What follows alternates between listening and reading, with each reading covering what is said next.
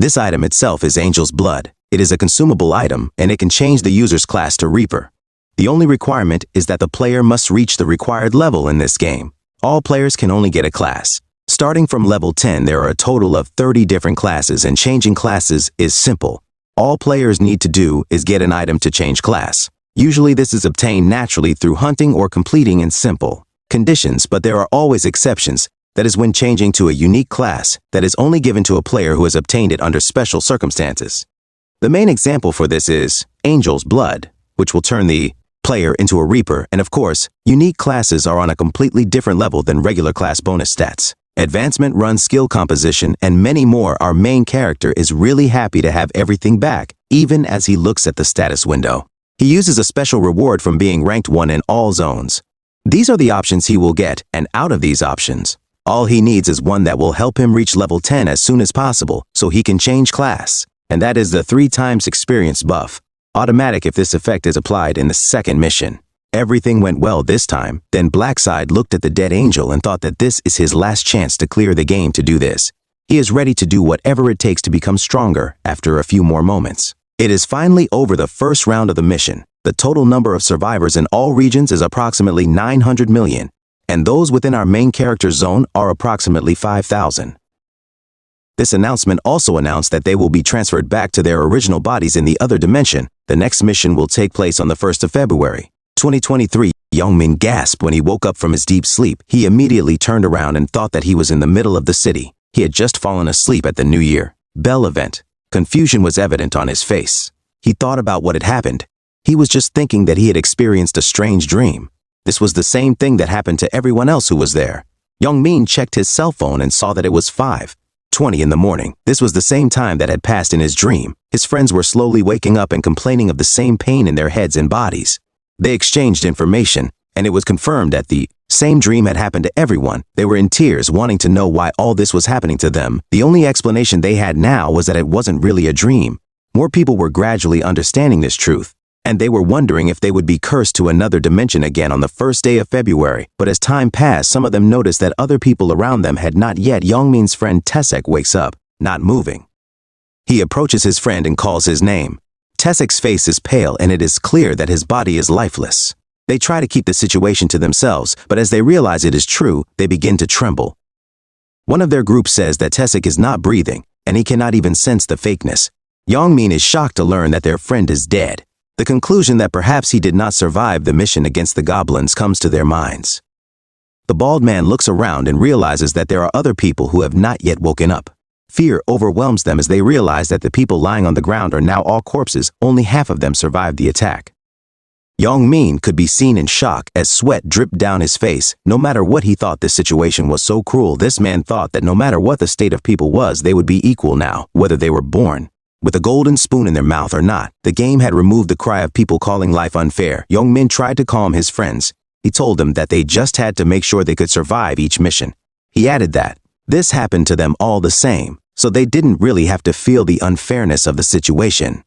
His comments created the image that he was a lunatic in the eyes of his friends. The bald man took a deep breath and told Youngmin that he had only fulfilled his dream of becoming a gangster, so he had no feelings for anyone else. They had other things to do. The bald man also noticed that Youngmin was not listening to his words. Youngmin was busy looking for someone around, and it was none other than our main character. In his mind, he knew his servant was just there, standing near them. But right now, he was nowhere to be found. Youngmin thought that maybe his servant hadn't completed the mission. He smiled, thinking that this was only natural since the village man was too weak and suspicious to defeat 100 gobla by himself. But suddenly, something caught his attention. Youngmin saw a man with a strange device on his shoulder. He wondered what the connection was and where his incredible clothes came from. He swallowed his saliva as he realized something. Youngmin was thinking of using the status window, like the one in the game, and it was true. By now, this guy had reached level 5, and all of his stat points were focused on his strength. He couldn't believe that he could use this feature even outside of the game. His friend overheard him talking and tried to access their status windows as well. They were both surprised. All the people who survived the mission took the same steps. They thought it could be used in real life. To make sure of this, Youngmin picked up one of the rocks on the ground. He clenched his fist and succeeded in breaking the solid rock. He was fascinated by the scene he saw. It seemed as if he was still dreaming, and after a few seconds, his amazement became even more cruel. He said it was very good. After this, all the news in Korea started covering this strange event. It was discovered that more than 10,000 civilians suddenly lost consciousness at the same time. A video clip was also shown depicting Burial's arrival in the city. Someone also recorded the moment a man's head exploded right in front of them. And as the video progressed, the alleged angel extended his arms towards the civilians. What happened next made these people suddenly fall asleep. Police reports also confirmed that most of the civilians who lost consciousness were between the ages of 15 and 20. This strange phenomenon is also happening all over the world. People who are not involved in the game started to panic and ask questions on social media. They were all confused. Some even say it's fake and just CGI. But one knows that what's happening now will change the whole world. The first mission is over and many more things will be born. Our main character says this is just the beginning. Articles about the deaths will continue to appear without stopping. In just one night, 11% of the population dies. As the man was walking home, he realized that the real problem was yet to come. Those who survived this strange event were now called players, and the cause was being investigated. Furthermore, the abilities of the so-called players had been transferred to reality. Right now, it's surprising that no player has reached a high enough status to change things in their reality. But over time, some of these players may level up and become transcendent entities. No matter what modern weapons others use, they won't stand a chance against the players. All of them are close to being called human weapons. For our main character, he has no plan to watch the world collapse in front of him. If he leaves everything to their own devices, the world will rot before the second round. The only solution this man has in mind is to control the players. And that is with the use of very powerful powers. In this final attempt, our main character has very powerful powers, but the thing that let him down was that he fought all the matches alone. He needed 4 more players to complete the final match. With a more determined face, he thought he already had a few people with potential in his mind. He was also thinking of ways he could recruit them, but since the game had just begun, he didn't dare to take action yet. In his mind, he had more important things to take care of.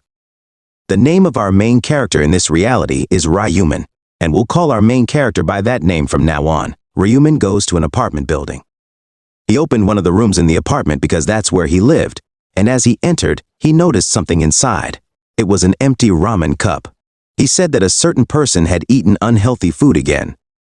Ryuman entered a door and looked inside. A man who looked like him was fast asleep.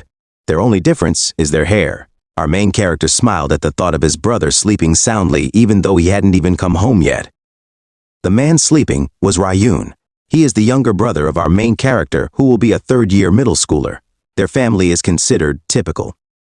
But all that changes when their parents die in a traffic accident. All that was left for each other was the two of them. Even at a young age, Ryuman was forced to be his younger brother's advocate.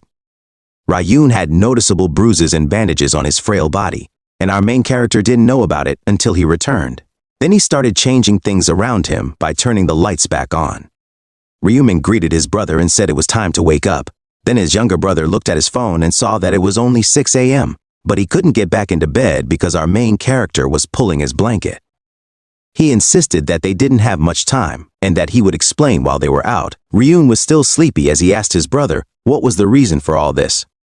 His expression changed when he heard his brother's voice, which became serious. This was because this person had declared that the world was in chaos right now. As for Ryun, all he knows is that his brother just went out to watch the New Year bells celebration. He asks if something happened. The main character then tells him to go outside first and he will tell him everything as they walk. A few moments later, the two were walking down the street. Ryun stared at his brother intently, wondering if something bad had happened.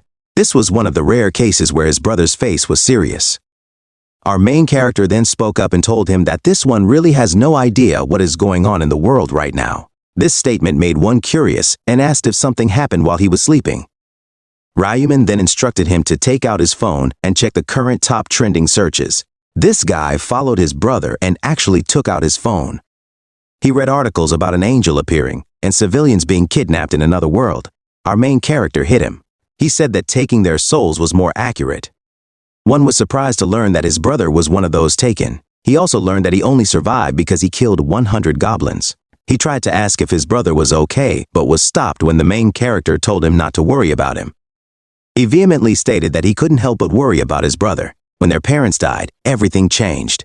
The only family left for him is his older brother, and even though they are still grieving, his older brother takes on all the responsibilities. Sir Human needs to be strong so they can move on with their lives, and until now, his older brother is the only person he knows who has been the most thoughtful person ever. But even then, he still couldn't fathom the idea that his brother had actually killed 100 goblins. He thought that maybe his brother had a weakness too. Our main character then interrupted his younger brother's thoughts because he already knew what he was thinking. Because he doubted his physical strength, Human revealed that within the game there were stats that boosted their abilities. This is why he was strong enough to pass the mission. He also said that when Rion saw what he would do later, all his doubts would disappear.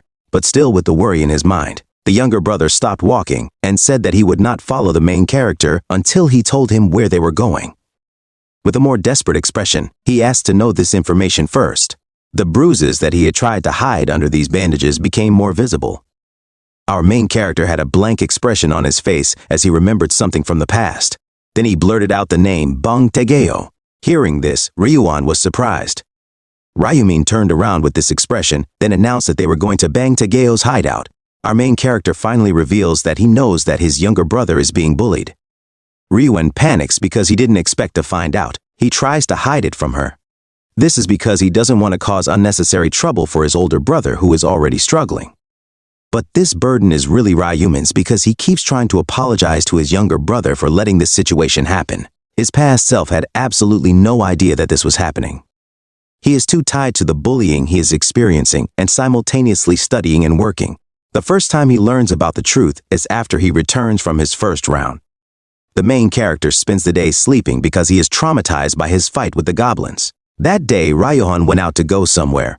The next thing the main character knew, his phone was ringing non-stop. He reluctantly got up and answered the call, and it was about Ryohan. His eyes widened in shock when he was told by the person on the other end of the call that he should go to the hospital immediately. That same day, he rushed to the hospital when he learned that his brother had been involved in an incident. Ryohan returned home alive, but he was blinded by the beating he received from Bang Tegeo. The main character regretted that day and blamed himself for being too weak and stupid. He was unable to protect his only family in this world, but since he recovered, he changed Ryohan's fate and saved her every chance he got. He promised that no one would ever hurt him again. Meanwhile, in this abandoned factory near their place, someone was being beaten up. A man with this blonde hair said that these three individuals in front of him had failed to bring him 200,000 won each. And because their bodies were so sore, they didn't even have the strength to give their reasons. This resulted in this person continuing what he was doing. There were three other men who were just standing there watching as their friend taught them a lesson. They thought Bang Tegeo was just being ruthless. One person said that even the students from the higher years were no longer afraid to bother him, and that was why they didn't want to incur his wrath. Bang Tegeo then commented that these people were useless because they failed his request. The money he was hoping to get from them was earmarked for a motorcycle that he had been longing for. Then he approached the other three and asked them if they knew of any ways to get money. These people started thinking, but giving easy ways to get money was really not easy until this person came up with an idea. Then he suggested that Bang Tegeo ask his personal assistant, the tall one with curly hair, for money. Bang Tegeo smiled as he remembered Ryuan. He said that he was planning to call her today because he would be celebrating the new year with her. These men then teased Bang Tegeo and suggested that he could have been begging her mercilessly. But Bang Tegeo revealed that Ryuan is almost homeless. He added that his helper cannot bring him any money even after beating him. It seems that his house is also in ruins. Upon hearing this situation, the three were disappointed. They were a little saddened, especially when they found out that Ryuan's parents were no longer there. Bang Tegeo continued to tell them that the boy's only family was his older brother, but Bang Tegeo stopped speaking as his gaze focused on something. It turned out that it was because Ryuan and our main character had arrived at this abandoned warehouse. Bang Tegeo smiled when he realized that he had nothing to fear, especially in Ryuan's presence. He approached Ryuan and said that they were just talking about him. But in an instant, this man's mood changed and he tried to scare Ryuan. This man immediately apologized while his older brother stood next to him. Bang Tegeo noticed our protagonist's presence and wondered about his identity. He thought his face was a bit annoying. He then turned to Ryuan and asked who this person was with him. And because he was a little scared of Bang Tegeo, he couldn't even answer directly. Then the main character spoke up and introduced himself as Ryuan's older brother. Bang Tegeo was annoyed because he specifically told Ryuan not to report anything. Then he warned him that he would also teach his brother a lesson. This fat man looked at one of his servants. The three immediately walked and approached the main character's direction. They asked him if he was any good at fighting. Ryuman just stood there waiting for these men to approach. One of them even teased him because he was smaller than his younger brother. But it stopped immediately when the man met Ryuman's fist. The others were surprised because their friend was defeated with just one punch. He tried to retaliate and immediately rushed over. The only problem is that his attacks don't hit. The main character gets fed up with this, so he retaliates and it's a direct hit. Then the gangster is sent flying towards these metal drums.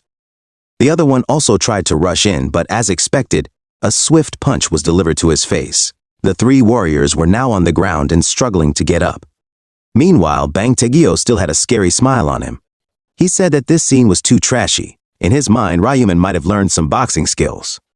But he wondered if that was enough to fight him.